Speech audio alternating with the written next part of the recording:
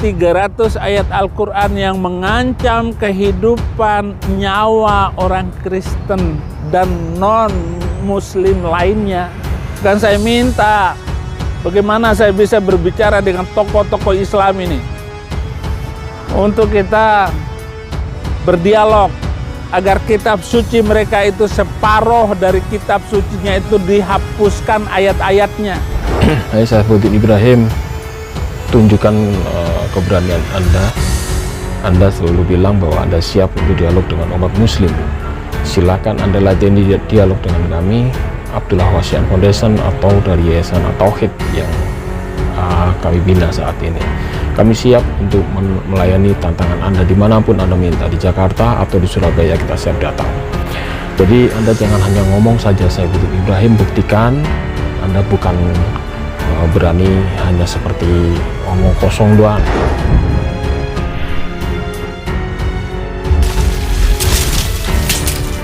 Assalamualaikum warahmatullahi wabarakatuh. Berjumpa lagi dengan saya di channel Edi Prayitno.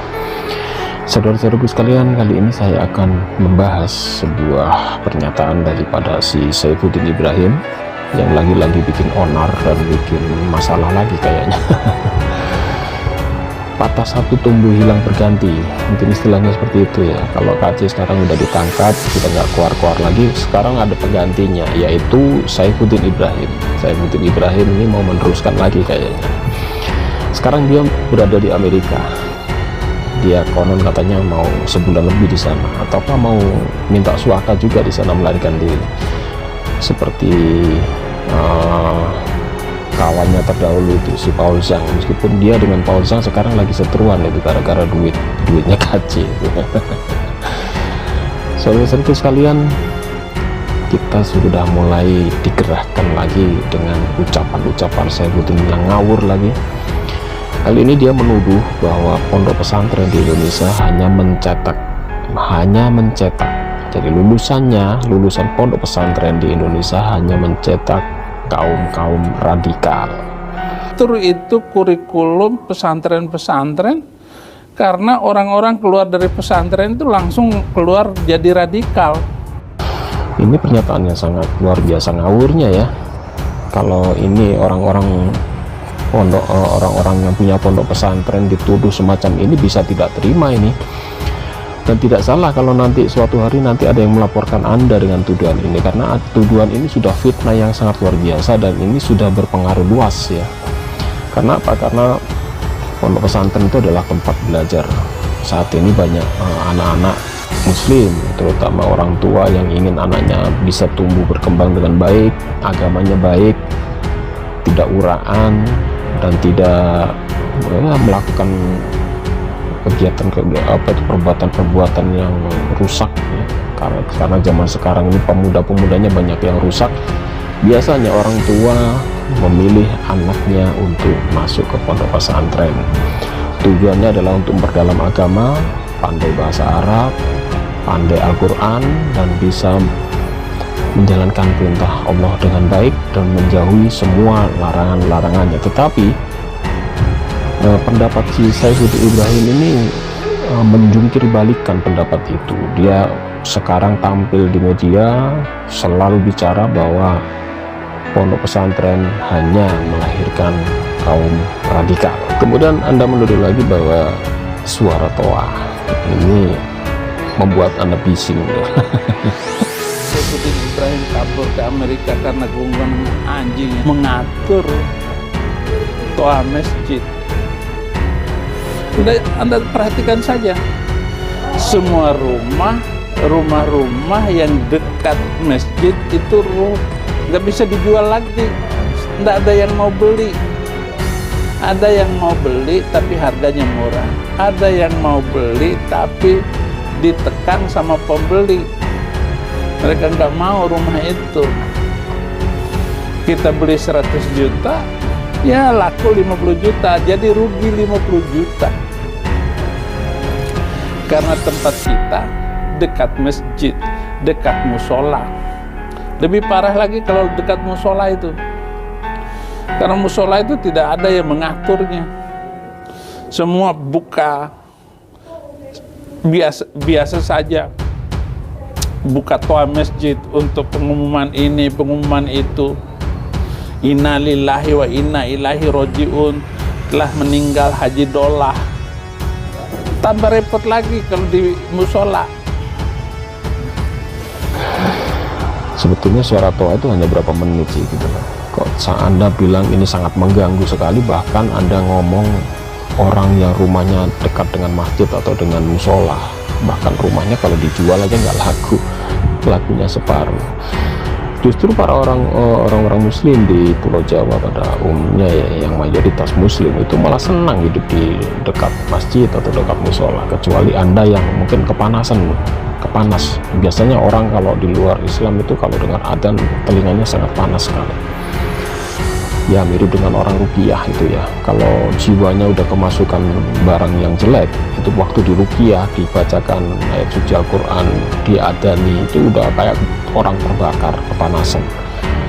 Mungkin Anda juga mendengar suara adzan juga kebakar telinga Anda seperti itu, sehingga Anda sekarang menuduh bahwa suara ini sangat mengganggu, bahkan rumah yang dijual tidak laku. Jadi dia bilang musola yang mengumumkan berita-berita kematian atau berita biasanya diumumkan di toa itu mengganggu dia. Emang berapa kali sih orang meninggal, itu pun warga juga sangat senang dengan pengumuman itu. Ini orang udah antisosial kayaknya, dia tidak suka dengan tetangga kanan kirinya. Bahkan mungkin saja orang semacam ini sudah tidak bergaul dengan tetangga kanan kirinya, sehingga berita kematian pun dia sudah antipati.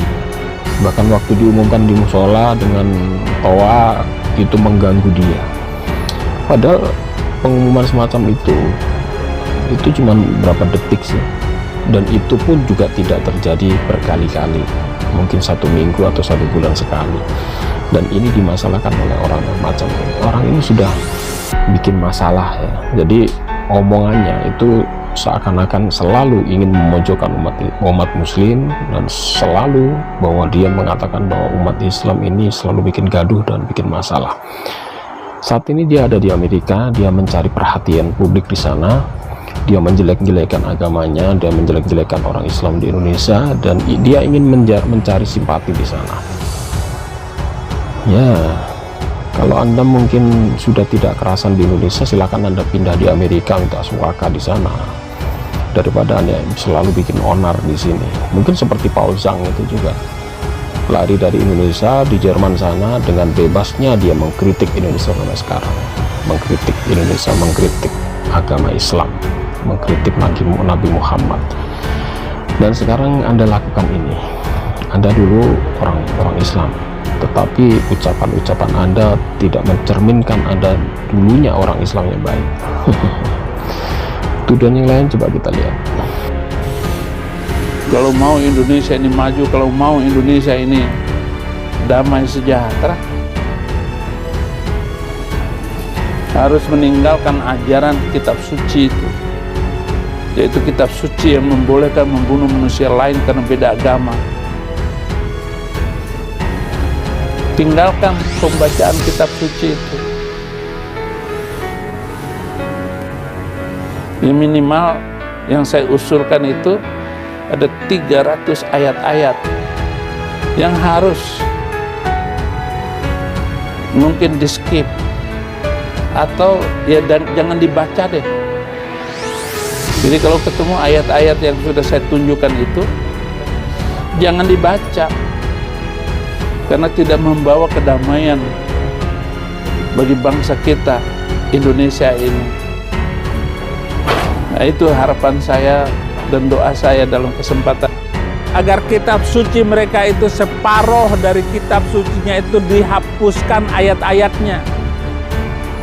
Jangan diajarkan lagi di masjid, musola, di pesantren, di perguruan. Kemudian tuduhan dia yang sangat ngawur yang lain adalah dia mengatakan ada 300 ayat di dalam kitab suci Al-Quran yang harus dihapus. Emang Anda siapa mau menghapus isi Al-Quran? Jangankan 300, 1 atau 2 ayat saja kalau berani silakan Anda hapus. Tapi Anda itu siapa? Gitu. Anda ingin mempengaruhi orang banyak untuk tidak membaca Al-Quran, untuk menghapus 300 ayat itu. Memang 300 itu ayat apa saja coba yang Anda katakan ayat untuk menggal-menggal kepala? Memang ayat menggal kepala ada 300. Ayo kita bandingkan saja sekarang. Coba Anda search ya kata kunci pedang di kitab suci Anda di Alkitab, kemudian kita search juga kata pedang ini di Al-Quran. Ternyata di Al-Quran tidak ada satu ayat pun yang ada menceritakan kata pedang, tetapi di Alkitab ada sekitar 300 atau 200 kalimat yang mengatakan ada kalau di Alkitab ada sekitar 100 lebih kata pedang di Alkitab, tetapi kalau di Al-Quran satu saja tidak ada. Jadi sebetulnya kalau Anda ingin fair, coba Anda baca itu kitab Anda mulai perjanjian lama sampai perjanjian baru, sadis mana antara ayat Anda dengan Al-Quran. Saya bisa bongkar semua itu ayat-ayat sadis di Alkitab. Nanti kalau Anda terus-terusan menuduh bahwa Al-Quran 300 ayatnya harus dihapus, nanti saya juga akan memunculkan ayat-ayat sadis di dalam Alkitab Anda. Meskipun Anda pasti akan tidak mengakui bahwa itu kitab Anda karena dengan alasan itu sudah perjanjian lama. Kalau itu sudah perjanjian lama, kenapa perjanjian lama itu tidak Anda hapus saja? Ayo coba. Anda sekarang menantang umat muslim menghapus 300 ayat. Bagaimana kalau kita balik? Anda juga menghapus kitab perjanjian lama Anda, karena di sana banyak ayat-ayat sadis. Saya bisa ceritakan nanti ayat-ayat sadis di perjanjian lama lebih sadis lagi. Bagaimana di sana diceritakan membantai anak-anak, membantai perempuan hamil, membantai anak-anak, orang tua, muda, anak-anak, bahkan binatang dan tanaman dibasmi, dibunuh. Bahkan banyak sekali pembunuhan-pembunuhan yang di luar batas kemanusiaan terjadi di perjanjian lama, dan itu masih ada di kitab Anda. Kalau Anda mengatakan ada 300 saya penggal kepala di Al-Quran, coba Anda tunjukkan. Ini fitnah lagi. Anda mengatakan ada 300 ayat yang harus dihapus, karena itu hanya berisi ayat-ayat untuk memenggal kepala seseorang. Anda sudah kelewatan. Jadi tuduhan fitnah ini sudah kelewatan. Anda mengatakan ada 300. Coba Anda bikin channel khusus untuk membahas 300 ini, sebutkan satu-satu ayatnya. Apakah semua ayat-ayat seperti itu? Dan kita bandingkan lagi dengan ayat-ayat yang ada di kitab Anda, yang Anda yakini sekarang di Alkitab. Karena di Alkitab banyak sekali ayat-ayat yang sadis. Kalau tidak percaya, nanti saya akan membuat khusus masalah ini untuk membandingkan tuduhan Anda bahwa di Al-Quran ada 300 ayat yang perlu dihapus. Jadi saya juga akan memberikan ayat-ayat sadis di dalam Alkitab Anda. Kalau Al-Quran Anda meminta 300 ayat dihapus, bagaimana kalau kita balik lagi perjanjian lama Anda juga dihilangkan? Anda berani atau tidak? Bukankah kitab perjanjian lama itu juga bukan milik orang-orang Anda, karena itu adalah miliknya orang Yahudi sampai hari ini. Itu adalah kitab sucinya mereka, dinamakan tanah Taurat. Nabi Ketuvim yang Anda sebut dalam perjanjian lama itu adalah kitab suci orang Taurat yang Anda akui sebagai kitab suci dan dinamakan kitab perjanjian lama. Kalau Anda menuduh di Al-Quran ada 300 ayat yang berisi kekerasan, saya ingin buktinya. Ayat apa saja coba? Tadi sudah saya tantang, di dalam Al-Quran tidak ada satu ayat pun ada kata pedang di sana, tetapi di Alkitab ada kata pedang ratusan kata pedang di Alkitab. Dan ayat-ayat sadis di Alkitab lebih sadis lagi. Bahkan itu terjadi dan itu ditulis di dalam kitab suci Anda. Sedangkan di Al-Quran tidak ada perlakuan sadis semacam itu. Bahkan di zaman perang pun Nabi Muhammad melarang seseorang untuk membunuh anak-anak, perempuan, orang tua dan anak-anak dan ibu-ibu. Dan juga tidak boleh membunuh tanaman atau memotong tanaman dan hewan. Tetapi di Alkitab di sana diceritakan habis rata, baik tanaman, hewan, anak-anak, bayi, ibu-ibu, bahkan orang tua juga dibunuh. Dan itu ayatnya ada di dalam kitab perjanjian lama Anda. Sekarang Anda menuduh ada ayat kekerasan di dalam Al-Quran 300. Nanti saya akan minta buktinya, dan saya juga bisa menunjukkan ayat-ayat sadis di dalam kitab suci Anda. Mungkin nanti saya akan bikin ya, supaya imbang informasi ini, supaya Anda tidak terus-terusan membuat fitnah, dan fitnah Anda harus dijawab. Ini tugas umat muslim, supaya tidak terus-terusan Anda memojokkan Islam dan orang Islam yang tidak tahu apa-apa, menelan begitu saja informasi ini, sehingga akhirnya Anda bisa menyesatkan banyak orang dan orang bisa menjadi murtad. Jadi tugas kami untuk menjaga umat-umat Islam supaya tidak murtad, dan tugas kami untuk meluruskan masalah ini. Demikian ya. Jadi untuk Pak Saifuddin, kami minta Anda lebih berhati-hati lagi dalam berkomentar, karena saya lihat YouTube Anda sekarang komentarnya penuh dengan masalah ini. Isinya hanya kebencian saja terhadap umat-umat Islam. Oleh agama Islam, oleh Al-Quran itu, saya bilang ada 700 ayat Al-Quran yang mengancam kehidupan nyawa orang Kristen. Anda mengatakan ada 300 ayat mengancam nyawa orang Kristen. Mengancam apanya? Anda semakin ngawur. Anda membuat sebuah ketakutan yang berlebihan pada orang lain, seakan-akan 300 ayat ini ada dan memang diperintahkan untuk membunuh orang Kristen. Tidak ada satu ayat pun di dalam ayat kami yang menyuruh untuk membunuh orang Kristen yang tanpa alasan. Karena di dalam ayat Al-Quran disebutkan bahwa kita membunuh orang yang tanpa alasan, satu orang itu seperti membunuh seluruh jiwa manusia di dunia ini. Jadi mana mungkin kita disuruh dengan 300 ayat yang Anda katakan tadi itu bisa membahayakan umat Anda. Ini sebuah fitnah, dan ini sangat luar biasa fitnah Anda ya.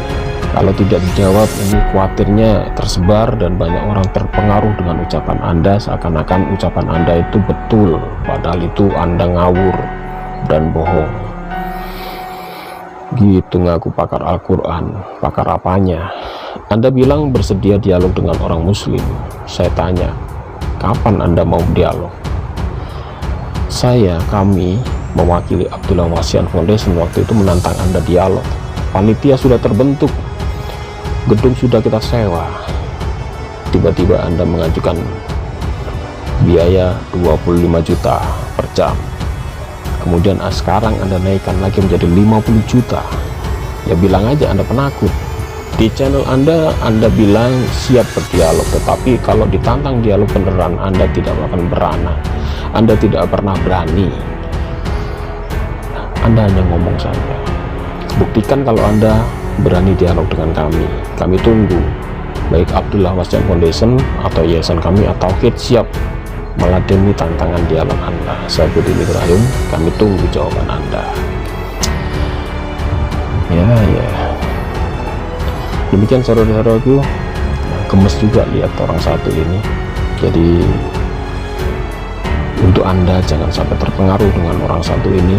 Orang ini memang sukanya membuat masalah, dan kita jaga persatuan dan kesatuan, jangan hiraukan dengan suara orang satu ini supaya tidak menimbulkan kegaduhan di masyarakat. Kita jaga NKRI, kita jaga persatuan, kita jaga kesatuan. Orang Islam, umat muslim tidak mengancam Anda di luar non-Islam. Anda hidup selama ini damai di lingkungan orang Islam, tidak kami apa-apakan.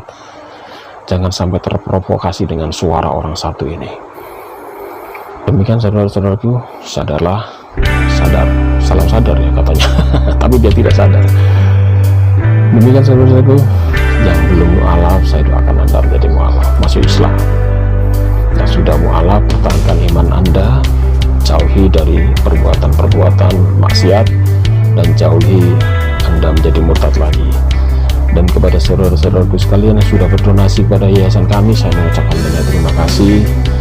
Anda sudah membantu pembangunan masjid kami di Jombang dalam rangka membangun pondok pesantren di sana, pusat studi Islam ya. Kemudian kami juga sekarang menyongsong bulan Ramadan, punya program membagi-bagikan sembako kepada orang-orang miskin. Silakan Anda bantu kami. Mungkin kalau punya keluarga yang meninggal, bisa pahalanya dialamatkan kepada beliau yang sudah meninggal ya. Kemudian untuk saudara-saudaraku sekalian yang sudah mendukung kami semuanya, saya ucapkan banyak terima kasih. Demikian dari saya, mohon maaf jika ada salah kata. Wabillahi taufiq wal hidayah. Wassalamualaikum warahmatullahi wabarakatuh.